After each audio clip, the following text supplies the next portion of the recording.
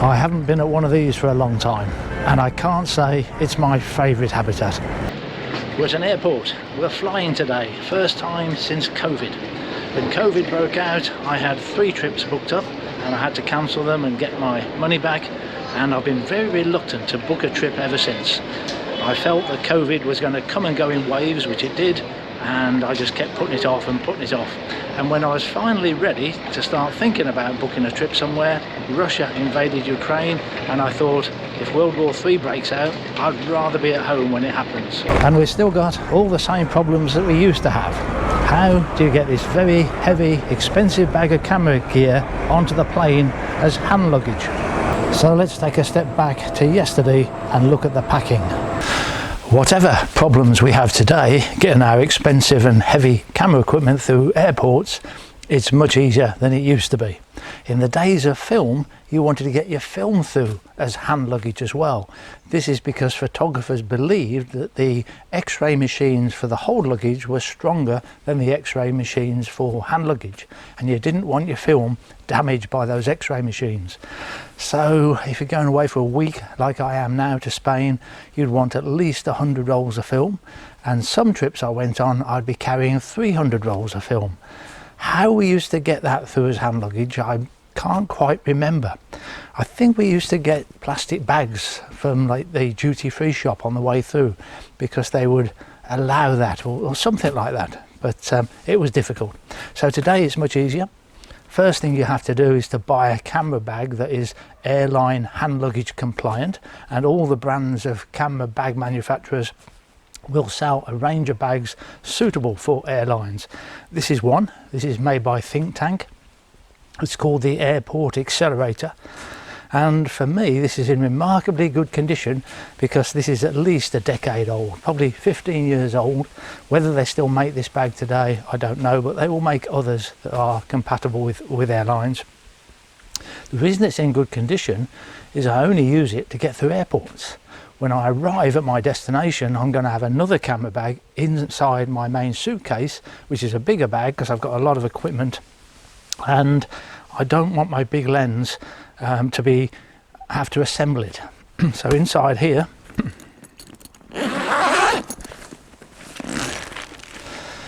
I've got my big lens. This is the 150 to 400mm Olympus or OM Cameras lens, and I used to be able to get my Canon 800mm 5.6 would go in here as well, but without a camera body and without the lens hood on. And if I'm going to grab my camera to take a picture, I want the camera body already on, and I want the lens hood already on as well. I don't want to have to start assembling it. So I only use this bag to get through the airports, which is why it's in such good condition. And when I arrive inside my suitcase, I've got this. No camera equipment in it, or no camera bodies and lenses anyway, but my carbon fibre tripod will go in this centre compartment, and you need to protect a carbon fibre tripod, because that's quite likely to get damaged in a suitcase when they throw them about. Otherwise your clothes go in here, and your wash bag and your maps and all the bits and pieces. So that's my bigger camera bag, and this one is worn out. This is a Tamrac Expedition 9. I've had the Expedition 8 as well in the past, but the zip's going on this one. I'm going to need another one pretty soon. But so I want a larger camera bag when I actually arrive. But going back to the airport one, the size, I've written it down here. This is with British Airways. It can be 56 by 45 by 25 centimetres, which this will be. And with British Airways it can be 23 kilos, which is a very generous allowance. So British Airways is one of my favourite airlines to fly with.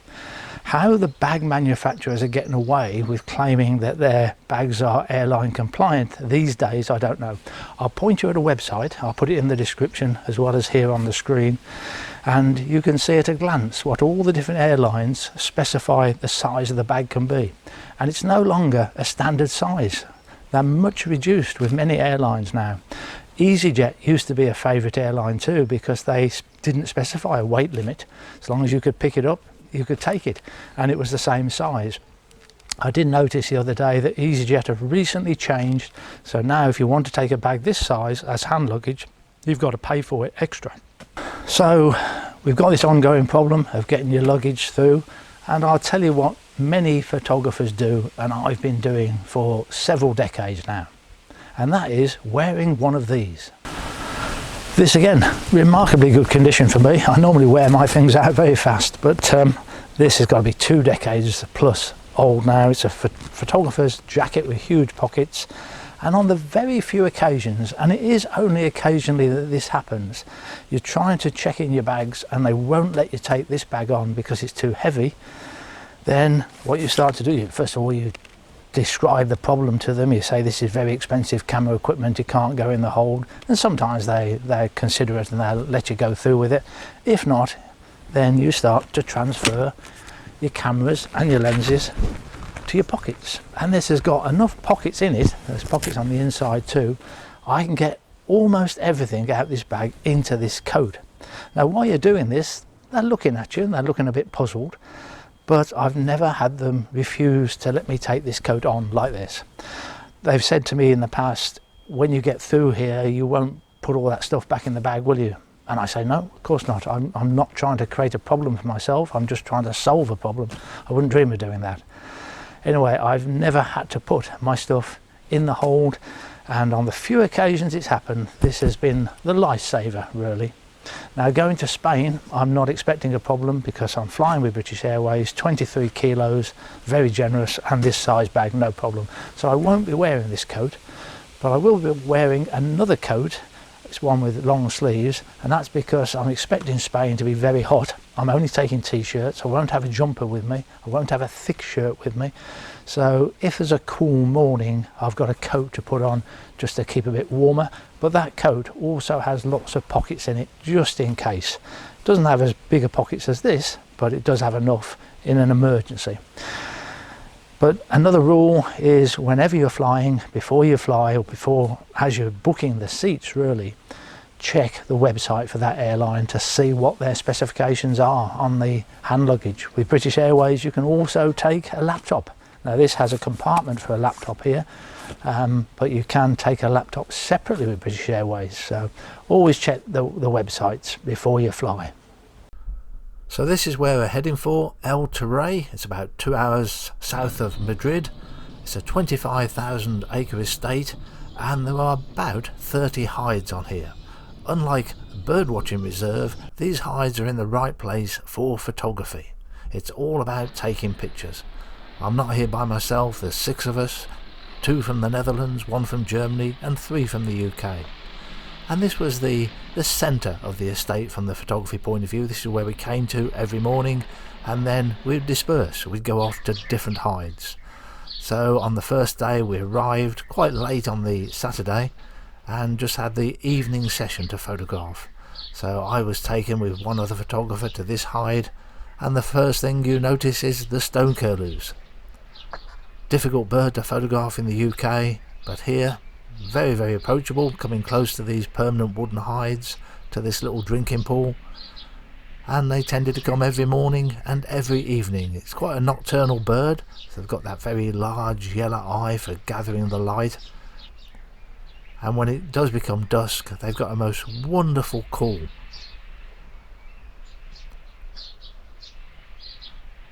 See the amount of rabbits and sparrows around too.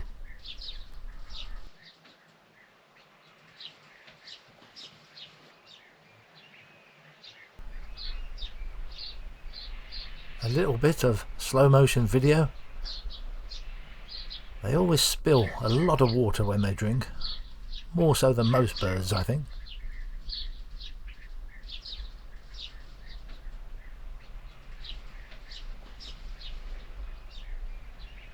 This is about 125 frames per second.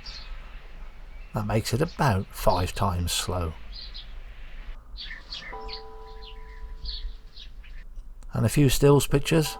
I'd got the Lumix GH6 camera with me, and what I was trying to do was take the video on the GH6 and stills pictures with the OM1. They use the same lenses, they're both micro four third cameras, and almost every picture on the trip was taken with a 150 to 400mm Olympus or OM camera lens.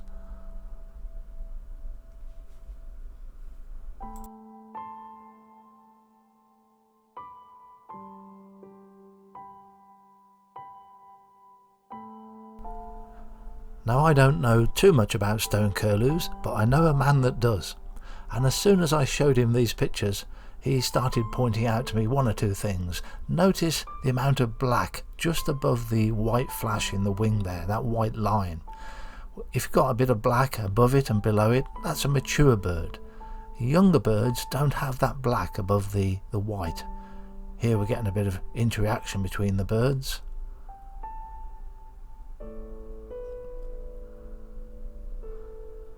But you see, this one doesn't have much black above that white line, so this is a young bird, i.e. this year's bird.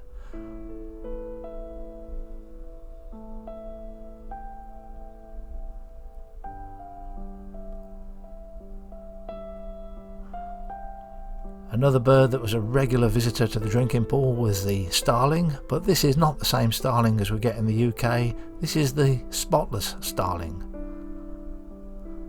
Great drinkers and great bathers. Still 120 frames per second slow motion here. I'm not very familiar with the GH6, still getting used to it, and there's an awful lot of settings when it comes to video, of which very few do I understand, but I have to be careful because if I use the wrong format I can't view it on my computer. And I haven't really worked out why yet. It's a bit of a nuisance having to keep swapping between the GH6 and the OM1 camera, but it does allow me to have 120 frames per second 4K, which is the biggest advantage really. I did an awful lot of photography using the Pro Capture, so house sparrows leaping up in the air. Pro Capture is a wonderful feature of the OM1. I see most of the brands now have cottoned onto it, so you've got it on Canon and Nikon cameras and Fuji cameras. It's only Sony to go really. Tree sparrows too, very common here. Tree sparrows feeding their youngsters.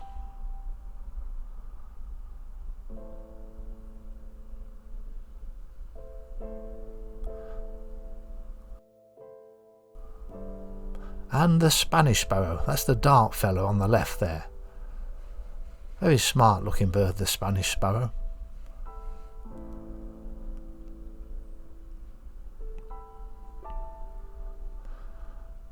And plenty of rabbits coming down to drink.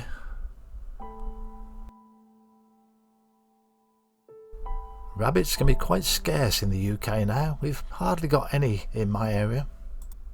So this is part one of a series of 5 films I've made on Spain.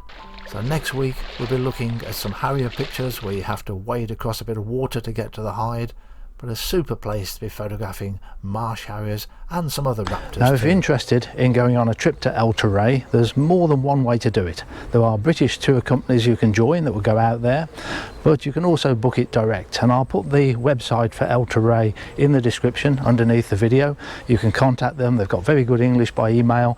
You'll have no problems booking it up. They can book the accommodation, airport transit as well, from the airport to the site. But there's a third way, which is probably the best way.